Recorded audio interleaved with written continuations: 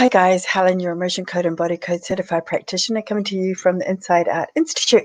Look, this is just one of those videos I'm just doing, to add into the mix because, the information I'm going to share with you is really interesting if you haven't heard about it or if you don't know very much about it. So today we're talking about brain waves, and brain waves are fascinating. So I actually sourced this information from the Lucid website.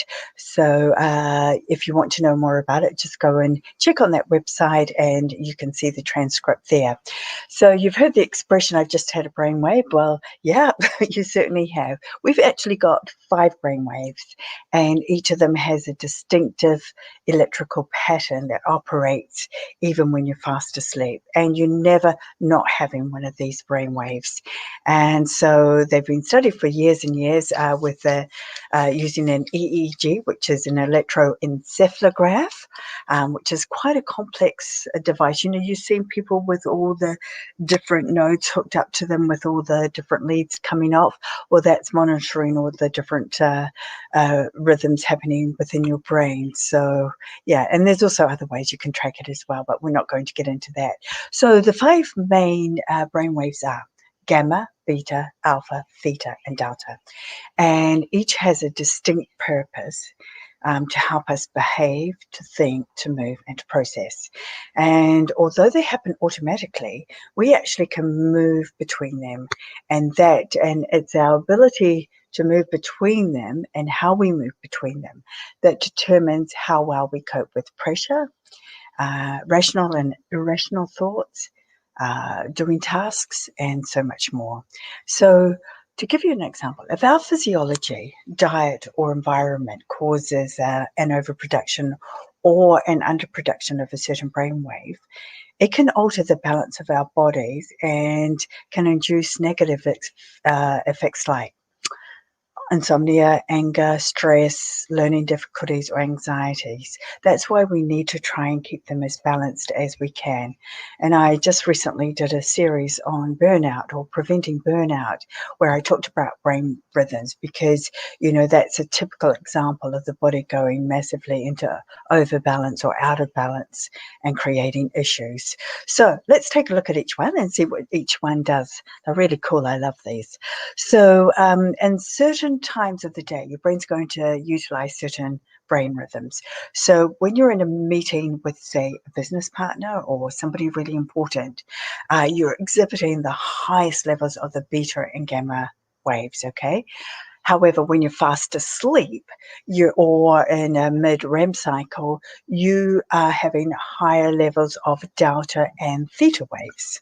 So it's important to know that your brain is always in one of these patterns, regardless of what stage of the day you're in. So let's take a look at the delta brain waves. So they're associated with deep levels of relaxation and restorative sleep. And to remember, easy way to remember, delta for D for D. Now, they are really slow brainwaves. So they're the slowest recorded brainwaves in humans. And higher levels are more commonly found in children because they don't tend to be as stressed as adults do. And attributed to many of our unconscious bodily functions, such as regulating our cardiovascular system and digestive system, and so on. So when you have healthy levels, you're getting a more restful sleep, okay, allowing you to wake up refreshed. But when that goes out of balance, that can be linked to learning difficulties and issues maintaining awareness, all right? So the delta brainwaves operate between 0 and 4 hertz, okay? And when you've got high levels of these, you've got brain injuries or learning problems or inability to think or severe ADHD. But when you have too lower levels of these, you have an inability to rejuvenate the body. You're not able to get a restful sleep, and therefore you can't revitalize the brain. So when you're in the optimal level of the delta brain rhythm, you're getting a restorative REM sleep, and that improves your immune system. You're having a healthy immune system. So let's take a look now at the theta waves. Now, theta is known as the suggestible waves. That's because you know, you usually you can be in a state of a trance or a hypnotic state. Oh God, don't even let me tell you about the time I was hypnotized. I was so susceptible to it. And I just did everything he did, and people laughed at me for weeks afterwards. So, yeah, so let's not go there too much. Okay. So that's when you're hugely relaxed and you've got a really open mind state. They're also linked to us experiencing like really deep and raw emotions. And too much of this theta brain levels can actually cause people to be prone to bouts of depression. However, it does have its benefits, and that's to improve our creativity, wholeness, and intuition. So it just makes us feel a little bit more natural.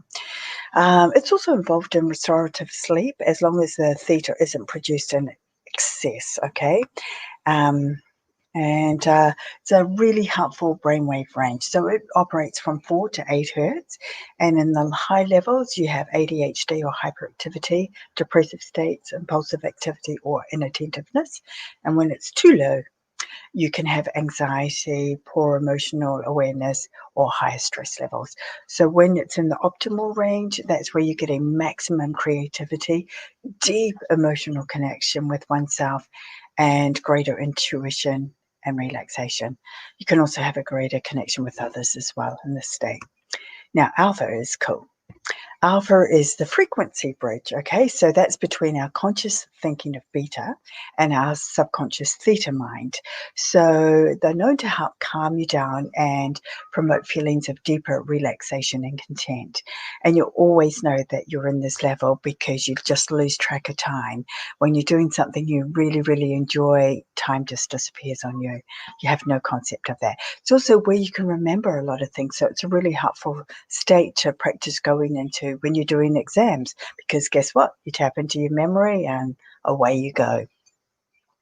But your alpha state can get blocked when you have excessive beta activity and little alpha activity. So that means when you're always go, go, go, go, go, go, go. And that's what we talked about when you're heading towards a breakdown. You're not giving yourself a chance to go in between the two and come out of that really stress environment into a more relaxed one. So you just need to be able to find that function. Okay. So that operates from 8 to 12 hertz. And when you have too much of this, you can have two really high levels. You have too much daydreaming, over relaxed state, or an inability to focus. And this is where a lot of our inventors, they spend a lot of time in alpha. That's how they are able to be so creative. You know, that's just as an aside. When you've got to lower levels, you can have OCD, anxiety, and high stress levels. So the ideal range is allowing you just to have that really ideal state of relaxation.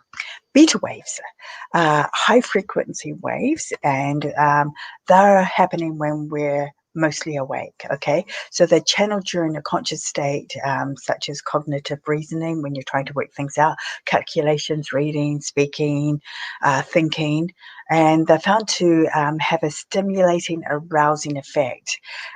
So that's why you can shut off your alpha waves if you keep your brain overstimulated. But if you experience too much of this beta activity, then this can really lead you to high states of stress and anxiety. Makes you feel sort of like a little bit overwhelmed, or a lot overwhelmed and stressed during strenuous periods of work and school, or even at home when you've got too much happening at home. They can also be stimulated by drinking too much coffee or other stimulants like L-theanine. Okay, so when you're in this frequency range, it operates from 12 hertz to 40 hertz. And when you've got too high levels, as I mentioned, you've got anxiety and inability to feel relaxed, high adrenaline levels and stress. And when you've got too lower levels, you've got depression, poor cognitive ability, and a lack of attention. But when you're balanced, you're able to have consistent focus, strong memory recall, and high problem solving ability. So you can see why we need to keep these all sort of pretty well balanced. Now, the last one we're going to talk about is the gamma waves, and the gamma waves have only been more recently discovered in the field of neuroscience. So they're still trying to understand just how they function, but to date it's known that the gamma waves are involved in processing more complex tasks in addition to our healthy cognitive function. So they're found to be important for learning, memory and processing, and they're also used as a binding tool for our senses to process new information. So in people with mental disabilities or much lower levels of gamma activity, so when people have sort of low cognitive functioning, like with mental disabilities, you have much lower levels of these gamma activity being recorded. But it's also found to have a strong link between meditation and gamma waves. So it's almost like interesting because it's having a heightened state of being or completeness experienced when you're in a meditative state. So they operate at 40 to 100 hertz. When you've got two higher levels, you've got anxiety and stress. And when you've got two lower levels, depression, ADHD, learning issues. And of course, in the optimum range, as they know it and understand it at the moment, it's the information processing, cognition, learning, and the bonding or binding of senses. So those are our 5 brain waves. Hope this information has been helpful for you. If you haven't come across it before, look, I always love to have new followers and people liking what I'm doing, just to give me an idea of whether this is useful to you or not, whether you want to see more. Of course, if you've got any comments, just drop them below in the comment section. And I love just being able to bring this information to you. So until next time, take lots of care.